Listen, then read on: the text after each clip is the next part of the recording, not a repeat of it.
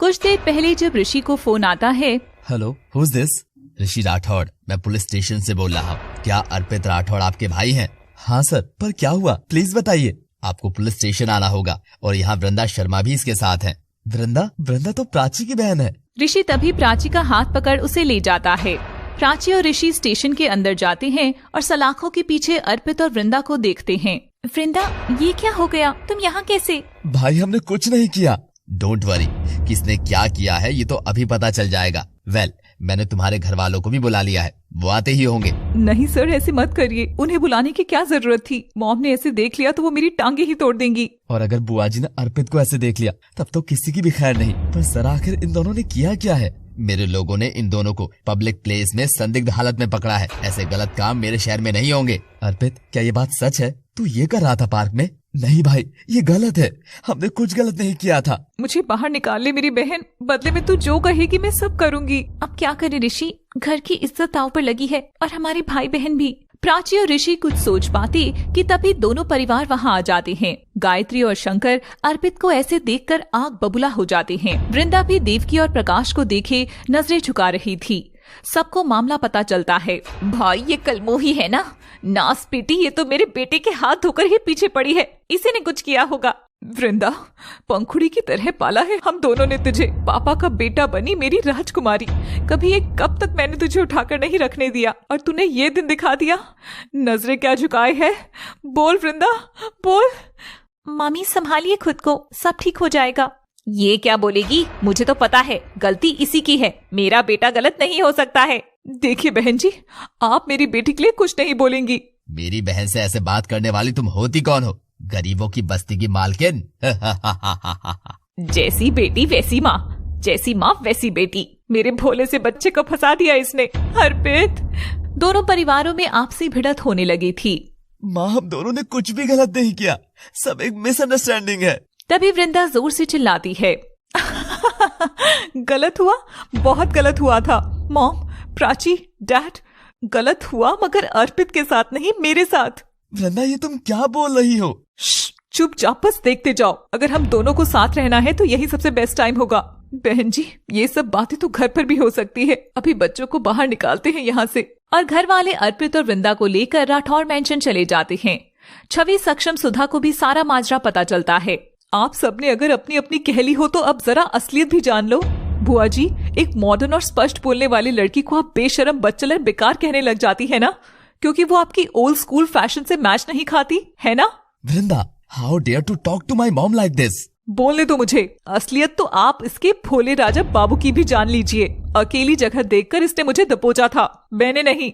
मुझ पर अपनी नियत का कीचड़ इसने डाला था। हाँ, इसी अर्पित ने। गलत हुआ है, गलत मेरे साथ हुआ है।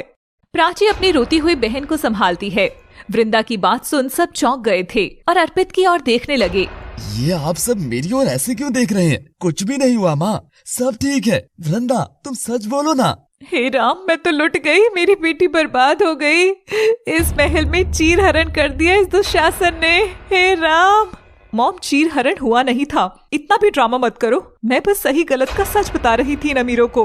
प्रकाश शंकर के सामने हाथ जोड़ता है।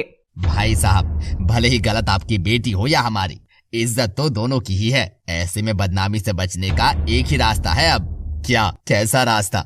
हमारी बेटी को अगर आप लोग अपना लें तो बदनामी एक रिश्ते में बदल जाएगी। आखिर हम बेटी के माँ बाप हैं। इस पर लगा लांछन कहीं इसे घर पर कुंवारी ना बिठा दे। बात समझिए भाई साहब। ये सुनते ही गायत्री आंख बबूला हो जाती है और आकर प्रकाश को थप्पड़ लगा देती है। इस नाली के कीड़े की इतनी मजाल, राठौर परिवार के बेटे पर नजर डालेगा? निकल जा यहाँ से। घमंडी बुढ़िया, मेरे पति पर हाथ उठाएगी तू? रुक, तुझे मैं बताती हूँ। और देवकी जाकर गायत्री के गाल पर तमतमाता सा झापड़ रसीद कर देती है। दोनों परिवार में बस एक ही रिश्ता बनता दिख रहा था और वो था दुश्मनी का। मेरे भाई, इन फकीरों को निकालो यहाँ से और इस मसाज वाली को भी यहाँ से बाहर फेंको। ये सब इसी की वजह से हो रहा है। इस एक गंदी मछली ने पूरे राठौर मैंशन को ही नाला बना डाला है। बुआ जी, इन सब में प्राची का क्या दोष है? बस करो आप लोग। गायत्री, बस।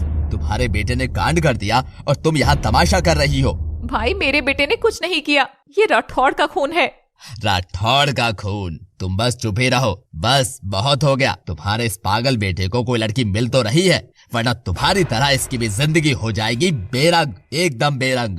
बेचारी गायत्री शंकर ने कभी किसी की इज्जत नहीं की थी, ना पत्नी की और ना ही अपनी बहन की। बस बहुत हुआ आप सबका, मैं वृंदा से शादी करने के लिए तैयार हूँ। बस बंद करो ये लड़ाई झगड़ा। ठीक है, तो छवि और सक्षम के साथ वृंदा और अर्पित की भी शादी होगी और ये मेरा आखिरी फैसला है। वाह, मैं तो बहुत खुश हूँ, एक ही बजट में 2 शादियाँ। ऋषि, तुम भी शादी क्यों नहीं कर लेते हो इसी मंडप में हम सबके साथ? छवि, शादी कोई बजट का खेल थोड़ी है। मन मिल जाए तो मैं तो उस पर अपना सब लुटा दूंगा। खैर, अभी तो मेरे दोनों भाइयों की बारात में नाचने का इंतजार है। आओ समधी जी, आप भी थप्पड़ मारेंगे क्या समधी जी?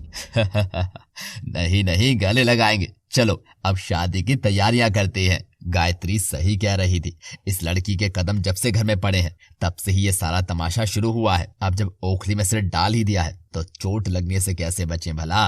ऋषि, तुमसे कुछ बात करनी है। ऋषि प्राची को अपने कमरे में लेकर जाता है। मैं भी दरवाजा बंद करके आता हूँ, 2 मिनट रुको। प्राची कमरे में बैठ जाती है। तभी उसी कुर्सी पर रखा उसका दुपट्टा दिखाई देता है। ये दुपट्टा तो मेरा है, ये तुम्हारे पास कहाँ से आया ऋषि?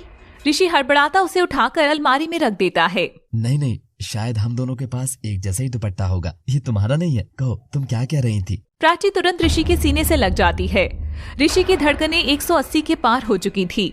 ऋषि, आज तो तुमने मेरे परिवार की इज्जत संभालने की कोशिश की, ऐसे लगा जैसे मेरे लिए किसी ने सोचा हो। थैंक्स ऋषि, आज से हम दोस्त। और घर में शादी की तैयारियां शुरू हो जाती हैं। राठौर मैंशन में वृंदा छवि की मेहंदी लग रही थी।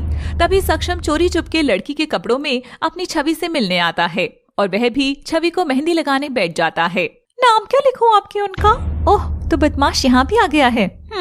ये नाम मेहंदी में छिपा रहेगा ना? तो एक काम करना, असल में मैं जिसकी होना चाहती हूँ उसका नाम लिख दो, राहुल। सक्षम भड़ककर अपना घूंघट उठाता है। नहीं, तुम सिर्फ मेरी हो। कौन है ये राहुल? मैं अभी उसका मर्डर करके तुम्हें अपना बना लूंगा। सक्षम को ऐसे देख सब हंसने लग जाते हैं। हो मेरे किशन कन्हैया, यूँ तुम चोरी चोरी कितना मेरा दिल चुराओगे? मैं तो बस तुम्हारी ही होने वाली हूँ, बस थोड़ा तो इंतजार करो। मेरी जान, इंतजार ही तो नहीं कर पा रहा, बस जल्दी आ जाओ मेरी दुल्हनिया बनकर। ये मेरा अर्पित क्यों नहीं नजर आ रहा? वह उसे ढूंढती हुई कमरे में चली जाती है जहाँ अर्पित उदास बैठा था। देखो मेरी मेहंदी, चलो इसमें अपना नाम ढूंढो। चलो ना अर्पित, मुंह क्यों फुलाए हो? तुमने ऐसा क्यों किया वृंदा? मेरी माँ कितनी उदास है। ऐसा ना करती तो ये शादी कैसे होती? और फिर आई लव यू ना बाबू। वृंदा अर्पित को पिघला देती है। वह उसका चेहरा चूमता है और दोनों नीचे आते हैं। उधर प्राची भी मेहंदी रंग की बड़ी सुंदर साड़ी पहनकर जैसे ही आती है, ऋषि उसे देखता रह जाता है। माशाअल्लाह, तुम किसी परी से कम नहीं हो प्राची। मगर प्राची तो सुहागन नहीं थी तो वह मेहंदी नहीं लगवाती। यह देख ऋषि को बहुत बुरा लगता है और वह जाकर प्राची के हाथ पर मेहंदी से एक चक्र बना देता है। ऋषि, ये क्या किया तुमने? कब तक भागोगी इसकी खुशबू से तुम? कभी तो कोई तुम्हारी जिंदगी में रंग बनकर आएगा। बेरंग लोगों की जिंदगी में आंसू और लबों की हंसी दोनों के ही रंग बेरंग होते हैं। प्राची जाकर अपनी मेहंदी के हाथ धो देती है। ये देख ऋषि को बहुत बुरा लग रहा था।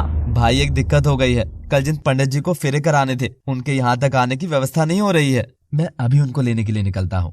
ऋषि, लेट हो रहा है, क्या तुम मुझे घर ड्रॉप कर सकते हो? और दोनों निकल पड़ते हैं। सुनसान सड़क पर गाड़ी चल रही थी। तभी ऋषि देखता है तो उसकी गाड़ी का ब्रेक फेल हो गया था। और फिर क्या होगी ऋषि और प्राची की किस्मत भी बाकी जोड़ों की तरह रंगीन? जानने के लिए देखिए एक विवाह ऐसा भी, कि पूरी कहानी केवल लव सिटी पर। Thanks for watching.